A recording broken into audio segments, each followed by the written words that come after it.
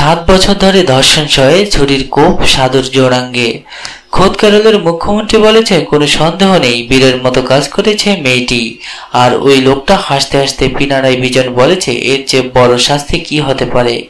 নিজকে সাধু বলা বছর 54 লোকটা আপাতত হাসপাতালে। প্লাস্টিক সার্জারি করে তারপরে বিচ্ছিন্ন হয়ে যাওয়া পুরুষাঙ্গ জোড়া দিয়েছে চিকিৎসকেরা। আর 23 বছরের একটি মেয়ে নির্ভয়ে পুলিশকে বলেছে, 7 বছর ধরে আমায় ধর্ষণ করেছে ওই সাধু। এতদিন ভয় পেতাম, শুক্রবার সহ্য করতে না পেরে ওর পুরুষাঙ্গই কেটে দিয়েছি। তিরুঅনন্তপুর ফ্যাক্টরি এলাকায় এই ঘটনা তোলপাড় এনেছে দেশ জুড়ে। তরুণীটি পুলিশকে জানিয়েছে, গঙ্গেশানন্দ ত্রিপাদম ওরফে হরিস্বামী নামে ওই সাধুকে প্রথমবার আমার বাড়িতে এনেছিল তার মা।